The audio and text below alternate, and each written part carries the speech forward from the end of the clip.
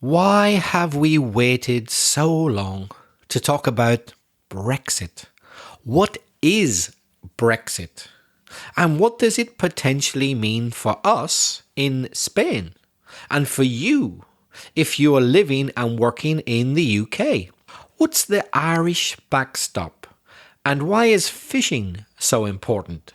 We'll explain the main points of Brexit to you in this episode of Aprender Inglés con Reza y Craig.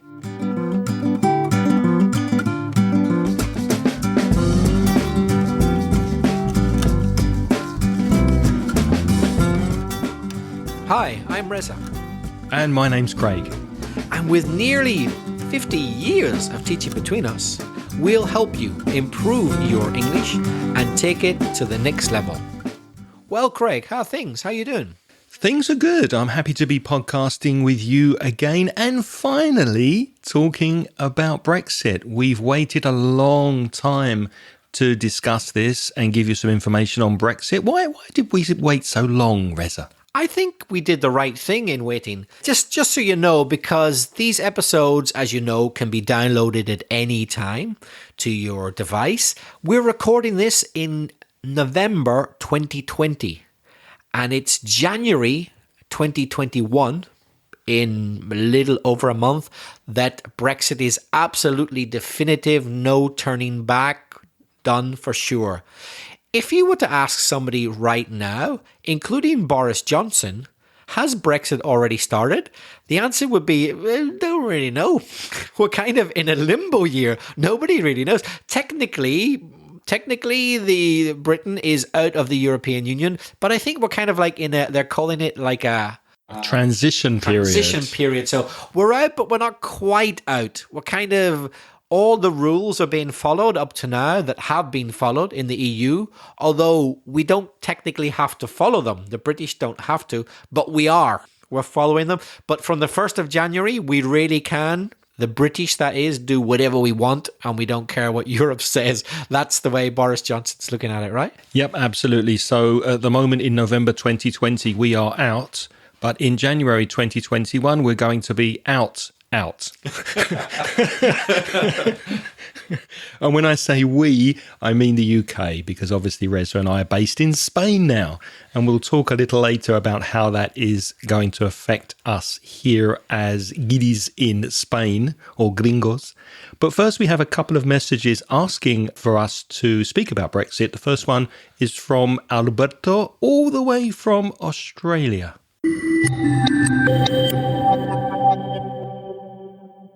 Hi, Craig and Reza. How you going, guys? It's Alberto from Australia. I listened to your last episode of the podcast, and as always, I really enjoyed it. I have a couple of questions for both of you, if you don't mind to answer. What was the hardest part when you guys moved to Spain? And the other question is, how long did it take you to settle down in your new home, Spain? As I told you before, I live now in Australia. I moved 7 years ago. The hardest part for me was, and probably still, is talking on the phone. And it took me around 2 to 3 years to settle down and recover my confidence on myself. That's all, folks. Thank you for your weekly episodes. I'm always looking forward to listening to you on Mondays when I have some time for myself. Talk to you soon. And for now, it's bye. Thank you. Always a pleasure to hear from you, Alberto, and I think this message is fairly old now, but I've saved it for this Brexit podcast because you're asking us about how we feel settling here in Spain. And I think that's quite relevant because we are British passport holders who have decided to make their lives in another country, in Spain. So the idea of settling down, which is the phrasal verb that Alberto used. If you settle down, you make your home and you stay comfortably in another place. So we've both settled down in Valencia. And before we answer your questions, Alberto, Reza, do you have any comments on the message? Very good message, Alberto. We understood everything perfectly. Although there were a couple of little things that we could improve. You said, if you don't mind, to answer, After to mind, it's ing. So it would be better if you said, if you don't mind answering. So verb ing. No, we don't mind answering your question at all. We're going to answer it in a minute. Did you notice anything else, Craig? Just a very small thing, a preposition. Prepositions are very difficult, aren't they, in English?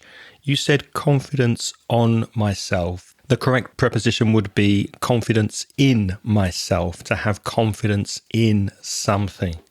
And your questions, well, what was the hardest part when Reza and I moved to Spain? For me, it was the language. It took me at least a year before I seriously started to study Spanish because I was working as a teacher in a language academy. My colleagues spoke English. The friends I socialized with were also from the language academies. So when I went out in the evenings, I spoke English. And of course, when I was working, teaching English, I really didn't have a big need in the beginning to speak Spanish. So it took me a long time to say, okay, I'm going to settle here. I need to learn the language. And after about a year, I started to take formal classes and learn Spanish. What about you? For me, the language was also the hardest thing, although I was quite keen to learn. Keen is enthusiastic, keen to learn Spanish, but I arrived without knowing any Spanish. I hadn't studied Spanish before. So I think if you're going to go to any country where they speak a different language to you and you've never learnt that language, it's probably going to be one of your hardest challenges, regardless of what nationality you are. So if you're thinking of going to live in an English-speaking country like Alberto, anybody, the more English you can learn before you go, the easier your life will be. Yeah, absolutely. And your second question, Alberto, how long did it take us to settle down in our new homes in Spain? As I said before, it took me about a year. I call my first year here in Valencia my honeymoon year. I was amazed that I could go out in the evenings and keep drinking after 11 p.m. when the pubs used to close in the UK. I loved the social life, the nightlife in Valencia. So my first year was just being amazed at how much fun it was as a single man in a Spanish city to enjoy himself. So that really was my first year. And then after a year, I decided to settle down, take things more seriously. I met my partner and life changed quite a bit once I decided to settle down and make Valencia my home. What about you? Was it a year or less or more? Probably even more for me because I didn't meet a partner after a year like you. So I guess I was able to play the field, as they say.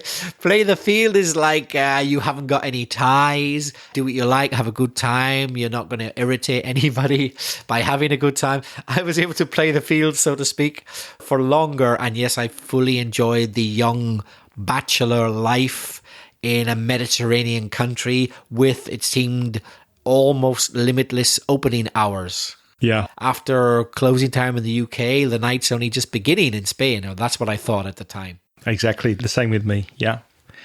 Let's move on to our next voice message from Maria from Seville.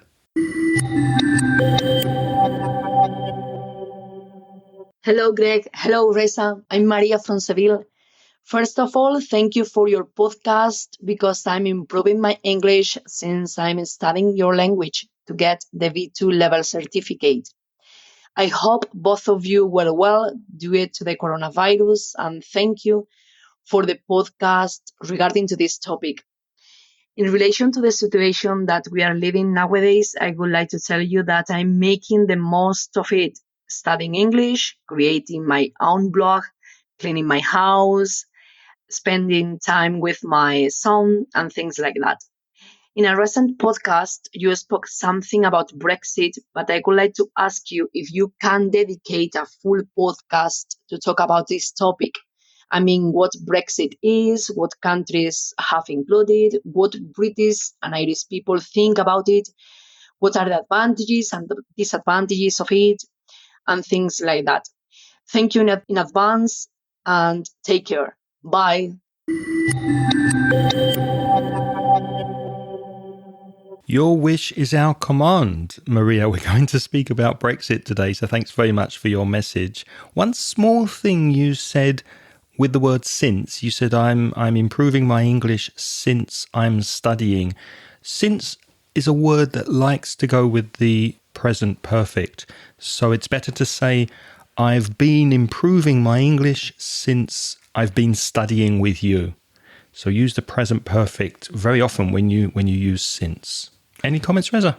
Yes, and that was a very good message, Maria, and thanks very much for your kind words.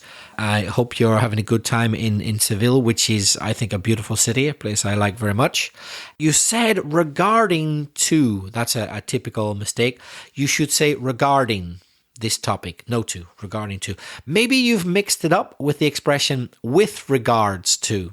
Yeah, I think that happens a lot. So with regards to or regarding no to, regarding this topic. I really liked your expression, Maria, making the most of the situation, aprovechando. She's making the most of the pandemic situation. You could also say taking advantage of. So Maria's taking advantage of staying at home to improve her English. Nice expression. One last little thing, a typical vocabulary issue which many people have. Maria, you said you spoke something about it. Spoke something. No, you don't speak something, you say something. So the correct version would be you said something about it. You speak about something. You have to add the preposition about, but you say something with no preposition. And today we're speaking about Brexit, partly because of a message from our friend Paco from Badajoz, or as he says, Badajoz.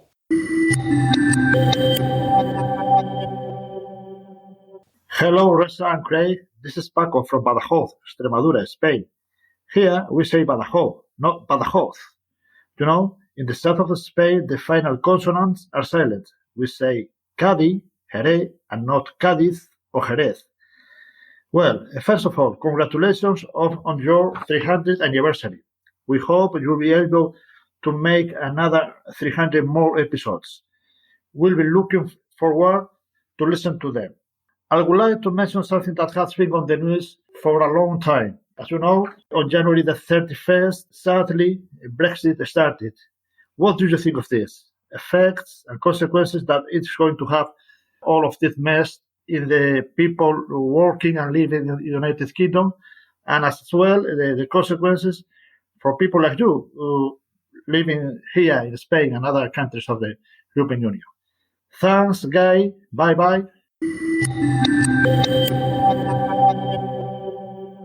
Well, you said sadly, Paco, so I assume that you're not in favour of Brexit, and I am not either. So sadly, yes, it is soon going to be happening. And I apologise for waiting so long before including your message in the podcast, but we have not spoken about Brexit, as you know, and we think now it's time to speak about it. But before we do that, any comments, Reza, on Paco's message? Yes, hi, Paco from Badajoz. And yeah, I know of your pronunciation very well because as some listeners might know, I've already mentioned I lived in Extremadura for 9 months.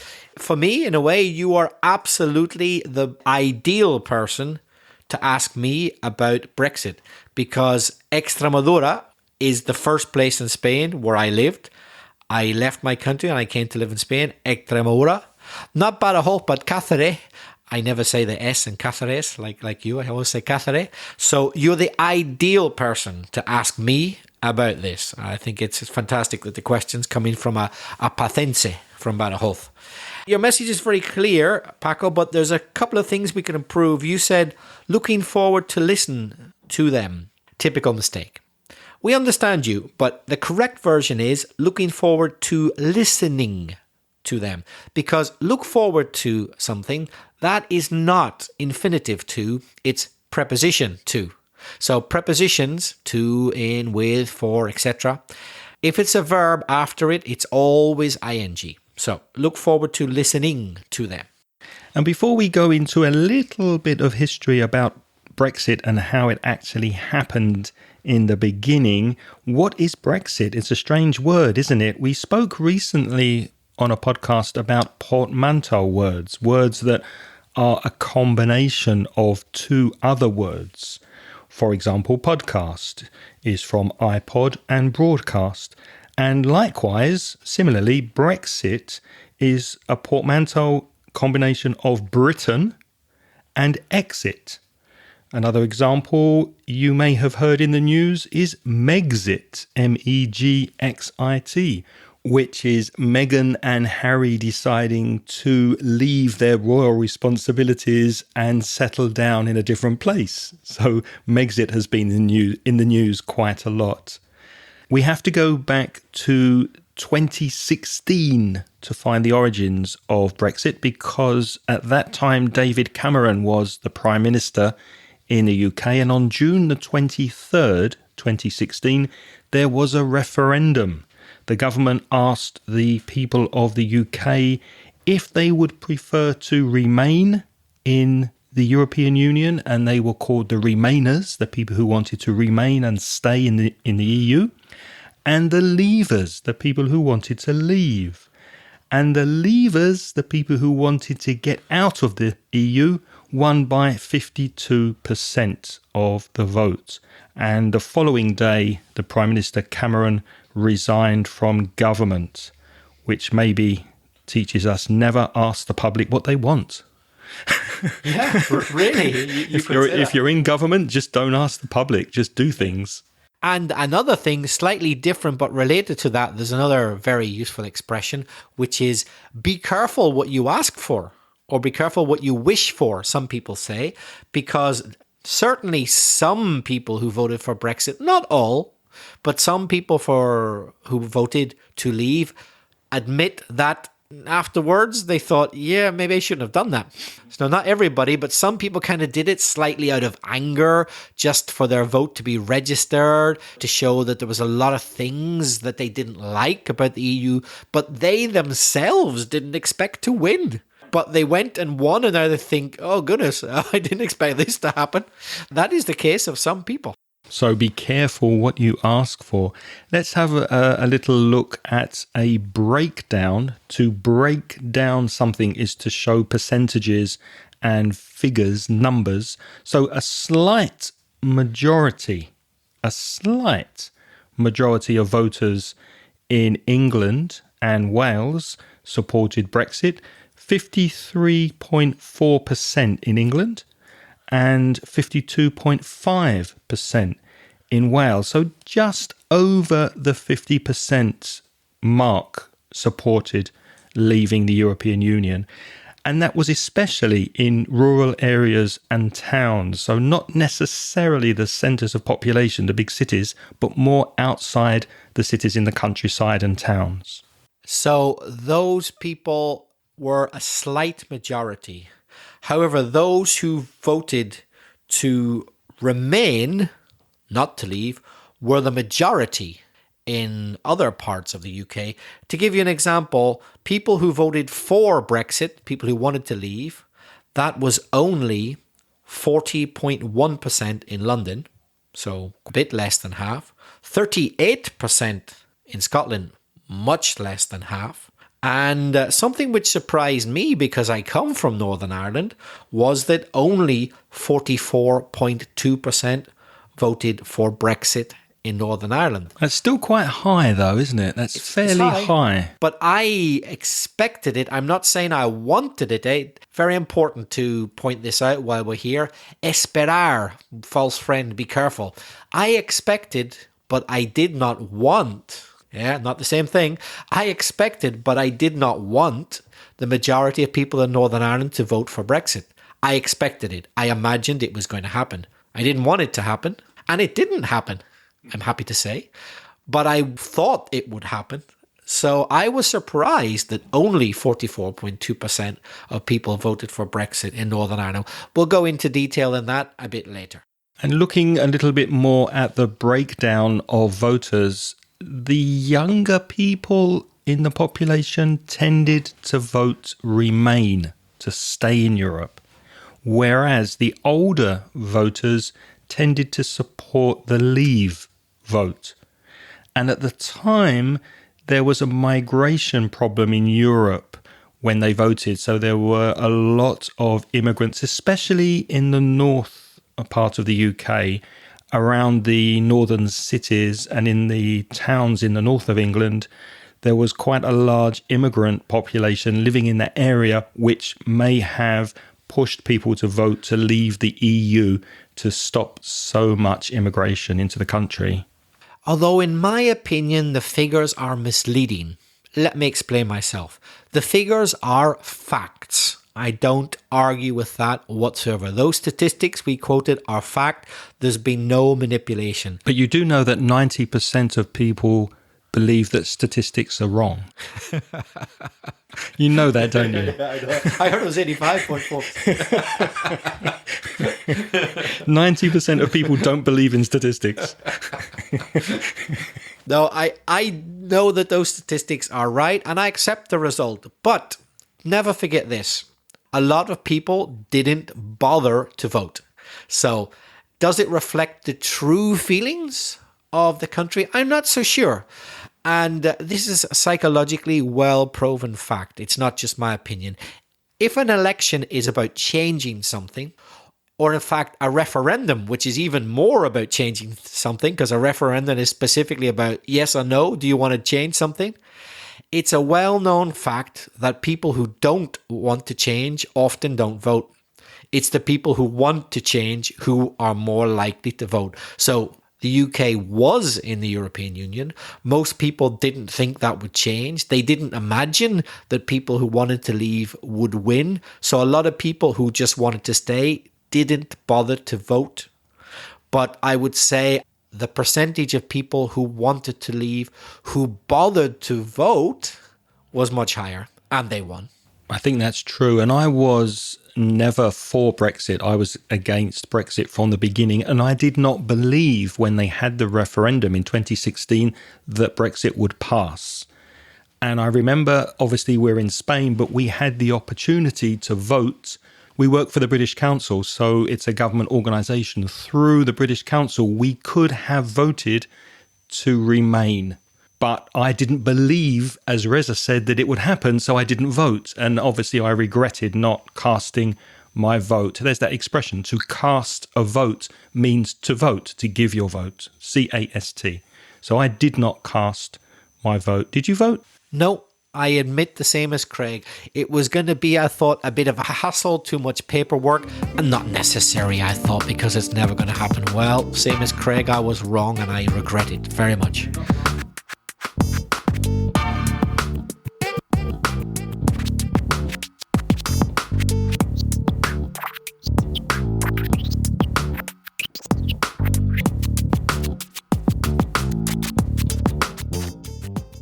Moving forward from 2016 to 2019, Boris Johnson, the current Prime Minister, as we record this in November 2020, he won the election in December 2019, and in January 2020, legislation was passed. That expression, legislation was passed, means laws were approved, laws happened, which confirmed Britain's departure from the EU.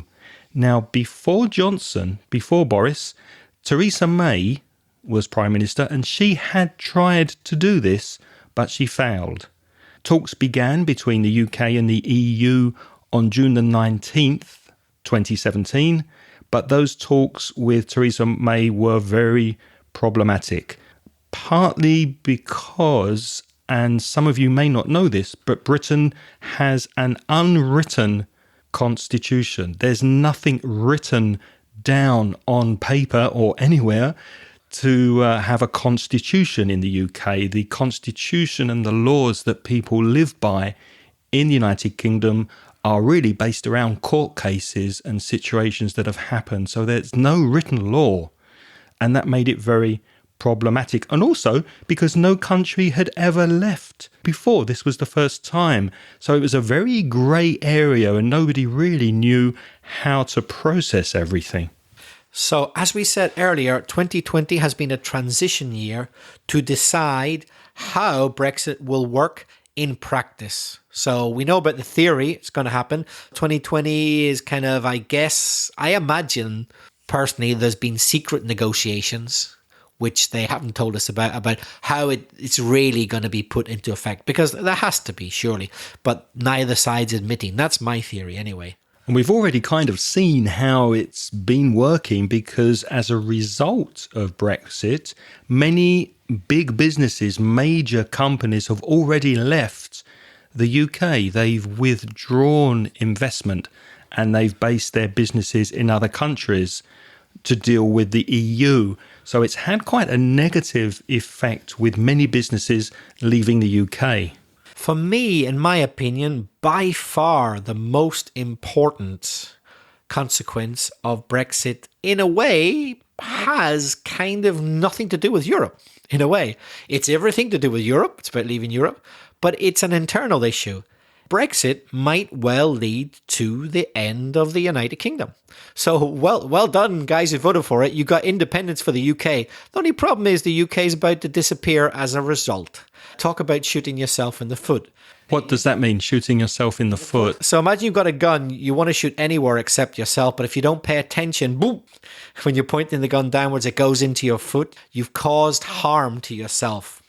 I think, and believe me, there are many other people, it's not a particularly personal opinion, Scotland will leave the United Kingdom, is my opinion, and many people think the same. And I don't blame them. I do not blame them at all if they leave. I think that would be maybe the right thing to do, to continue trading with the EU. Or not. Will Scotland be able to trade with the EU? That's what they want, but here's another grey area. The vast majority of Scottish people, as we explained earlier with the statistics, did not want to leave the EU. And that has not changed. But they're going to have to, because they're part of the United Kingdom, like it or not for the minute, and the United Kingdom is leaving. So Scotland will have to leave. So many Scottish people reckon, well, then let's go for independence, and that way we can continue to be part of the EU. But it's not that simple, because first they will have left with the UK, and then they would have to first gain independence. And apply again to be members. Yeah, and it would be as a new country, not coming back, because there was no country called Scotland before in the EU. There was a country called the United Kingdom, which included Scotland. So they would have to apply for new membership, and they would have to conform to new members' conditions. And here's the thing people often forget. To join the EU now, you are obliged to promise to adopt the euro. Did you know that, Craig? Yes. Scotland would have to adopt the euro. Perhaps not immediately, but the EU categorically has written down that it will accept no new members unless they promise to phase in, that means in steps, in phases, in phases, the euro. So they would be obliged to use the euro as a currency. That's an interesting one, isn't it? It is interesting. And as a Northern Irish person, Reza, what do you feel about Northern Ireland maybe following Scotland if that happens? Do you think that's a possibility? For me, strangely, although I come from Northern Ireland, that's harder to answer. I find the Scotland issue much clearer cut. I'm fairly sure Scotland will leave. With Northern Ireland, I'm not sure. It's very, very possible, but I can't say probable. For me, it's exactly 50-50. I really don't know. It's a hard one to call. And if there were a referendum just for the people of Northern Ireland to vote about it, it would be so close. Hard to say, but it's going to be a really, really, really interesting vote if it ever happens. Very, very interesting. And apart from the possibility of that happening with Scotland, Northern Ireland, and who knows, or maybe Wales as well, we just don't know. But apart from that, there's the other implication of the end to free movement between the EU and the UK. Now, at the moment and in the past, you could travel quite easily to the UK from the EU without even having a passport. So that is all going to change. customs going to change? It's going to be very difficult for people to work in the UK and for British citizens to work in the EU, and studying also could be problematic with universities and other schools needing special study visas from students. So the freedom of movement is almost definitely going to be affected by Brexit. So, Craig, what's going to be the situation for European EU citizens in the UK? What does it mean for them? Well, the UK government will protect EU citizens who arrived in the UK before December the 31st, 2020. So depending on when you're listening to this may be relevant or not. You can apply for new residence status under UK immigration law. And if you're successful with your application, you get something that's called settled status. There's that word again. Remember the phrasal verb to settle down? So if you get settled status, that means you've been living previously in the UK for more than 5 years. Or you could get something called pre-settled status, which is 5 years or less, so under 5 years. So if you're listening to this and you're in the UK, you need to apply for either one of those statuses. Settled status or pre-settled status. And there's a link in the show notes for more information if this applies to you, if this is relevant for you. Go to inglespodcast.com/342 and there's a link to the Spanish government website for the UK, which gives government information. So if you do not have either one of those two statuses after the 31st of December, it does not look good for you. It does not look good for you because no ID cards from other EU countries will be accepted at the UK border, and any healthcare you may have through the NHS, the National Health Service, will not be applicable without those statuses. Just to give you a kind of overview of who lives where as regards Britain and the rest of the EU is concerned, there are about 3 million non-British EU nationals living in the UK and about 1.2 million Brits, British people, in slang, Brits, living in other EU countries. Okay, so more than double the amount of European citizens in the UK than UK citizens in Europe. Except one very, very important exception. Spain. Yeah. Spain is the only country in the European Union where there are more British people living than that country's citizens in Spain. In other words, there are more British people living in Spain than Spanish people living in the UK. And Spain is the only country where that's the case. And we are two of them. We are two of them, yeah. And if you want to get a better idea of what I mean, for example, if you're not Spanish, if you're Argentinian or Bolivian, whatever, go to the Costa Blanca, Costa del Sol, and you'll soon see what we're talking about. Yeah, especially where my sister lives, around the Moraira, Denia, Javia, Calpe area of the Costa Blanca. It's full of expat Brits, so yeah. I was not surprised to hear that there are more Poles living in Britain. Polish people. Yep, than Britons in Poland. Not surprised to hear that there were more people from the Czech Republic in Britain than British people in the Czech Republic. But I was surprised that there are more Germans living in the UK than British people in Germany. That surprised me. Yeah. Or more French people living in the UK than British people in France. That really surprised me. But there you go. They are the statistics. Now, that is surprising. I had no idea, especially with French in the UK, because there are many Brits in France. Many as well, yeah. Many Brits in France. Our friend Pilar from France will know that. But no, there are more of you French in England. Reza, there's one thing that I've never been 100% clear about, and that's the Irish backstop. Now, you hear that a lot in the news, the backstop. It's one word, BACKSTOP. I kind of know what it is. I think connected to the Irish border, the border between Ireland and Northern Ireland, which belongs to the UK. But can you explain in a bit more detail exactly what the backstop is and what it means for Brexit?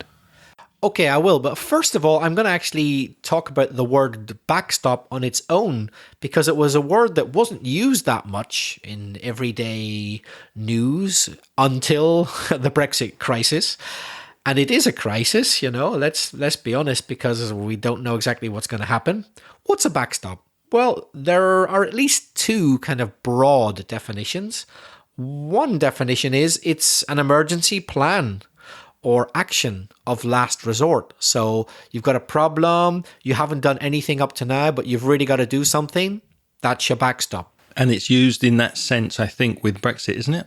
Or is it? Or is it? It might be. Or it might be another meaning of backstop, related but kind of different, which is it's a thing, an object, but I guess it could be an abstract thing as well, right? Which is positioned at the rear of something as a safeguard, something to protect you, or a barrier to stop others getting in.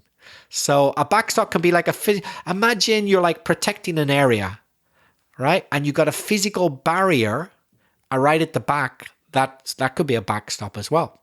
So which of those words does it refer to? Both, I guess, in a way, both of those definitions. So what does it mean? Okay, well, so here's the way I see it.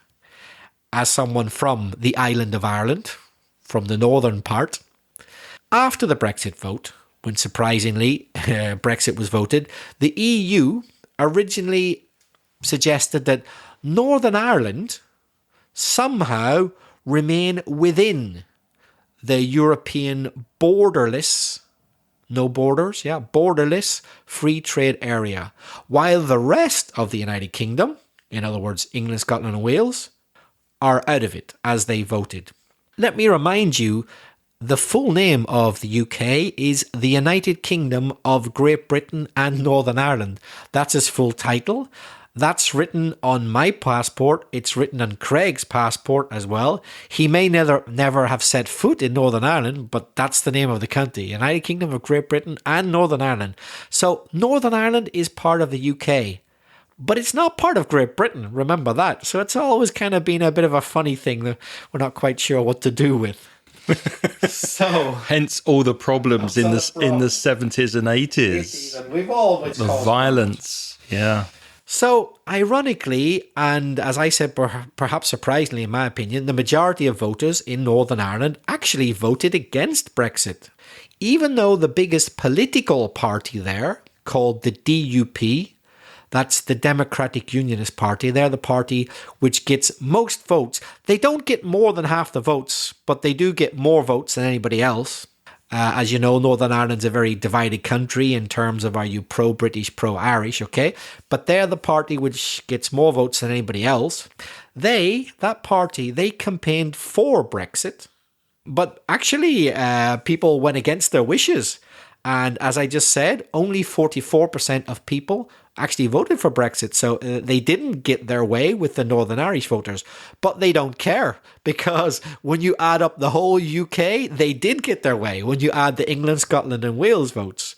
They're a very pro-British party, the DUP, and they refuse to accept any kind of deal that differentiates Northern Ireland from the rest of the UK. Their line is this: we are part of the UK just as much as England, Scotland or Wales, and we're not accepting any kind of differentiation. So if the UK is out of the free trade zone and out of the EU, so are we, without any exception, because the way they see it is any stronger links with the UK are a good thing, and any weaker links with the Republic of Ireland are a good thing. They think so, yep. Put up a border if you like. That's kind of their way of looking at it. Not everybody in Northern Ireland looks at it that way, but the party that gets most votes, they do look at it that way. And here's the problem for Boris Johnson. They have their few seats in the Parliament in Westminster, in London. In the UK elections, they win a few seats. And Boris Johnson and the government need their support to have a majority and to get things passed. Or they did at the time. Maybe it's not the case now, but they can't afford to make them angry. They need them to vote with the Conservative, the ruling government party at the minute. So the DUP has said, we're not going to help you, government, if you go for the backstop. No backstop. As well as their opinion, a lot of the people in the government didn't want a backstop anyway. But if you add that to the pressure of the DUP, it's been decided that there will be no backstop. So I'm still confused. So the backstop, if there's a backstop in place, it's a border where any goods, anything that passes that border, you need to pay money on, you need to pay customs on. If there's no backstop, there's no border and you don't have to pay custom duties. So it's a way to buy and sell things from Europe. Right. So at the minute, until total Brexit comes into play, at the minute, you just cross the border without paying any customs. That's aduana, yeah? Without paying anything for customs. But in the future, it will no longer be part of the EU, and the UK and the EU can decide what they're going to charge each other for importing and exporting from one area to the other. So that means there is a backstop. When they're paying that tariff, there's a backstop. And when there's no backstop, it's open. Yeah. And needless to say, I mean, I don't think anybody would argue with this, would they? Even if you're an absolutely die-hard means the nucleo duro. Even if you're a die-hard Brexit supporter, the price of goods and services is going to go up, isn't it? Because if something's coming from a foreign country and there's now a tariff on it because of customs, it means the customer has to pay more money. That's inevitable, right? So that surely can't be a good thing, can it, for the people on either side of the Irish border? So if there's no backstop, would that be an easy thing to control once Brexit takes hold and becomes a way of living after the end of the year? I would say it'd be incredibly difficult, almost impossible, because the border between Northern Ireland and the Republic of Ireland has always been very porous. That's a common adjective you hear with borders. Porous, P-O-R-O-U-S, got holes in it. It's impossible to completely seal it off or know exactly what's coming backwards and forwards. I mean, Craig mentioned the terrorism in Northern Ireland earlier. The IRA couldn't have kept their campaign going if it hadn't been for continually going back and forward from the border. So they did something in Northern Ireland and the police, the army were after them. They slipped off to the Republic of Ireland to hide somewhere. So maybe they'll need to put up some kind of fence, if there is a backstop, some border fence, similar to the fence from the US to Mexico, for example, that would stop anybody smuggling goods from one side to the other. The verb to smuggle means to illegally transport things like drugs or alcohol or tobacco or anything from one country to another. There would need to be a fence there, a physical wall.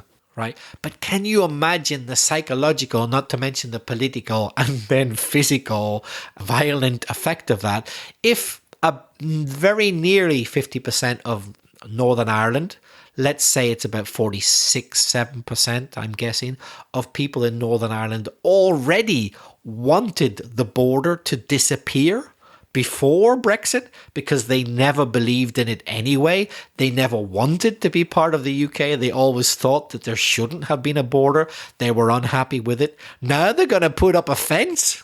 What is there going to be the reaction of people? It is not going to go down well at all if they do something like that. And I read somewhere also that in some places, if they did put a border fence, it would divide a road into north and south. You'd get the Northern Ireland side of the road and the Irish side of the road. Many roads. And in some cases through a house. So maybe the kitchen is in Northern Ireland and the living room and bathroom is in Ireland. Yeah, lots of farms occupy both sides, yeah, and the cows kind of roam between one side and the So other. they'd be Irish cows or Northern Irish cows. Yeah. They'd be EU cows or UK cows. We'll have to put a tax on those cows every time they go for a walk. Yeah. You could tax one end of the cow and not tax the other end.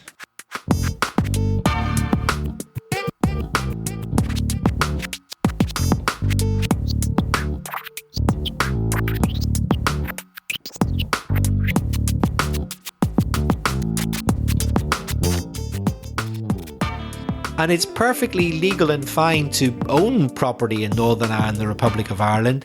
In fact, I, like other people from Northern Ireland, I have two passports. I have a UK passport and I have an Irish passport. Because if you were born in Northern Ireland like I was, you have the right automatically to a British passport and or an Irish passport. Yes, you can have both perfectly legally. The British government know that I have an Irish passport. The Irish government know I have a British passport. It's not illegal. You're probably thinking, hold on, you can't do that. Yeah, you can't do that in Spain. The Spanish government have a different attitude to that. They only allow normally one nationality, but the British and Irish government permit dual nationality. So you can have both. So I know many people in Northern Ireland who were born there. They've always lived there. It's part of the UK. But they've never had a British passport. They've only ever had an Irish passport because they don't identify themselves as being British. They identify with being Irish more. So if there's a hard border after Brexit, you could travel freely in the EU using your Irish passport. Travel freely, yeah. The only problem would be getting out of the UK. But once I'm in the EU, Yeah. if I'm leaving from Belfast. But you don't have a Spanish passport, do you? No. So you could use your Irish passport to travel from Spain to Germany, for example. Yeah, I could, yeah.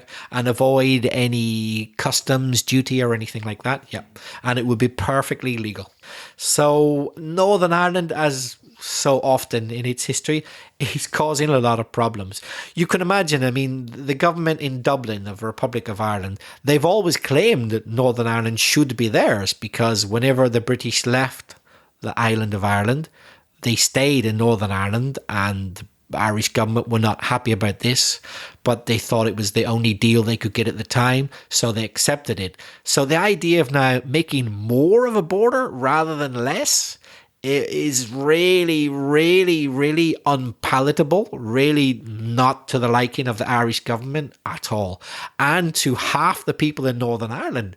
So you could say that the vast majority of the people of the island of Ireland do not want that border control. But, you know, the other half of Northern Ireland are going to get their way, perhaps. They're going to get it their way, but maybe they're shooting themselves in the foot because maybe they're going to create such bad feeling and resentment that they might pay a price for it in the end. Who knows? We'll have to wait and see how that develops. Let's talk about fish for a minute, because in the news, the fishing rights have been a big issue and a big sticking point in Brexit negotiations. A sticking point is a point that's very difficult to resolve, very difficult to find an answer to. You stick on one point and there's no resolution, there's no general agreement. It's a sticking point. So why are fish so important? Well, they have been important since the start. And at the time of recording this in 2020, foreign companies outside of the UK own fishing rights to catch more than 130,000 tonnes of fish every year that are part of the UK's fishing quota. This means that in monetary terms, 179 million euros worth of English fish, actually more than that number, is in the hands of fishing companies based in countries like Iceland, Spain and Holland. That's around 55% of the total annual value in 2019. And one popular slogan in the news when Brexit was being voted on was take back control. Those three words, to take back control of the UK from Europe, from Brussels. And the UK wants to take back control of their fishing zones. The fishing zones are the areas around the UK that cover 200 nautical miles. I had no idea what a nautical mile is. Apparently 200 nautical miles is around 370 kilometres beyond their territorial waters. So you've got the territorial waters around the UK that they patrol for security purposes, And then 370 kilometers more than that are the fishing rights to catch fish in the sea. And the EU doesn't agree with the UK when it comes to them having all of the rights to fish those waters. And that's why it's been so problematic, because it's a lot of money and it's a lot of fish. Yeah, and it really is a big problem. In fact, it's not the first time there's been such a problem. Back in the 1970s, Iceland. there was with Iceland the Cod Wars, they call it. Yes, There was bacalhau. British and Icelandic vessels banging into each other in the middle of the sea, fighting over literally which fish they were going to catch in the net. And it was a very serious situation, but this time could be much worse than that even. Yep, it's a lot of money, and there's lots of business negotiations going on, because obviously each of these private companies based in these other countries like Spain and Holland, they want the rights to catch that fish. And the UK say, no, it's our fish, we want to catch it. So that's why it's been a sticking point in Brexit negotiations. What about us on a personal level, though, Reza, as far as we're concerned as expats, as people with British and Irish passports living in Spain? How are we preparing for it? I mean, on a personal level, I'm not very worried because I've been here for over 20 years. I do not have a Spanish passport, but I have been paying Spanish tax for over 20 years. I'm married to a Spanish citizen, and I live here, and I've been living here. I don't have any bank accounts in the UK, any connections to the UK. So I think I'm pretty much okay. And I have recently applied for a Spanish residency card to be a permanent resident here. So hopefully I'll be getting that before the end of the year. What about you? What preparations have you made, and how do you feel about it all? My story is exactly the same as yours, Craig. More than 20 years, nearly 25 years, I would say, paying tax, having an NIE number, NIE, Número de Identificación de Extranjero. So I've been resident like Craig here officially with all the forms correctly filled out for years. But that was always as an EU resident. Now we still continue our residence, but it becomes a non-EU resident by law from the 1st of January. So here's a little anecdote to kind of tell you how it's affected me. I have to collect the card soon, the new card, which is my residence as a non-EU citizen, which will kick in. Kick in means come into effect from the 1st of January. So I called the office, as they told me to, about collecting it, but no one will answer the phone. I know this could happen anywhere. So I'm beginning to get a bit worried, because I want to be official and above the law and have everything done. But they told me to phone, but now they won't answer the phone. So maybe they're out catching fish before the end of December. It could be like getting as much British cod as they can. It could be. So I'm getting a bit worried about somebody answering the phone so I can go and collect my card. So there's a little practical thing. But as Craig said, because we've already been residents as a long time, I guess it won't affect many of our rights. One thing it will affect is voting rights. Up to now, as EU citizens, we could vote in the local elections. And I have voted them, so I can tell you as a fact you can. Not anymore. Won't be able to anymore. Here's a hypothetical question for you. If it came to it, and if it came to it means if there were no choice, if we had to do it, if it came to it, would you give in, return your British and your Irish passport and get a Spanish passport, apply for a Spanish passport and give up your citizenship of the UK? Well, I don't see why I should. No, I don't think I would. No, because I don't want to be only Spanish. Mm-hmm. I wouldn't mind being Spanish, but I don't want to have to give up being British and or Irish. So if I could do all three, yeah, but I'm not prepared to give up at the minute. Who knows? I might change my mind if life becomes difficult for me. What about you? I would have no problem whatsoever. I've made my life here. I don't have any close family members in the UK anymore. The only time I go to the UK is to visit friends as a tourist. I've got no plans and no intentions of going back to live there at all. If I had to leave Spain, I'd much preferred to go to live in a different country. So if I had to do it, it wouldn't be a problem for me. The only reason I'm not applying for a Spanish passport now is because, well, two reasons. A, because it's not clear I need to. So why do something if you don't really need to? And secondly, the paperwork, the bureaucracy. I think there's a test. Is there a theory test, a citizen test to get a Spanish passport? So really there's no need. But if I had to, I would without any problems whatsoever. Yeah, me too if I had to. Yeah, but I'd prefer not to. Yeah, me too. What do you think, though? Do you think Brexit's a good idea? I think you've probably realised that Reza and I do not. We're anti-Brexit, but it looks like it's happening anyway. But what's your opinion? Are you living in the UK at the moment? And maybe Brexit is going to directly affect you. We would love to hear what you think. Please send us a voice message. You can do that using our SpeakPipe service. Go to SpeakPipe, speakpipe.com/Ingles podcast.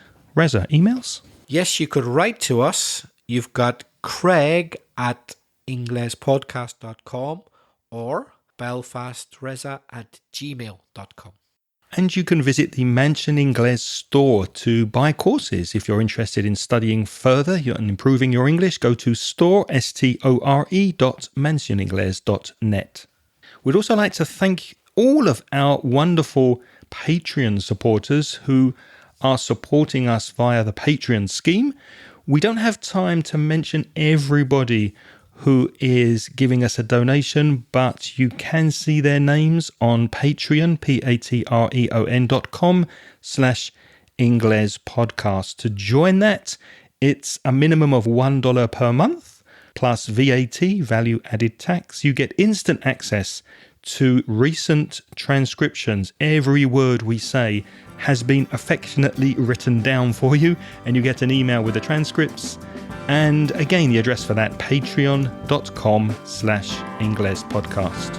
We'd like to thank every single Patreon supporter, but we don't have time. But what we will do is say thank you and welcome to the most recent sponsors. They are Victor Cristobal, Juan Lu Anaya, Maria Jose Ruiz Guzman, Miguel González, and Vero Veronica Rodriguez. Thank you very much to those sponsors who've recently joined us. Yes, thank you very, very much. On next week's podcast, we're answering your questions and your comments. We've had lots of wonderful feedback, so thank you very much. And the special focus is on words with a TION and SION ending. Some focus on suffixes in next week's podcast. Thank you so much for listening this week. Until next time, it's goodbye from me. And bye-bye from me. The music in this podcast is by Pitts. The track is called See You Later.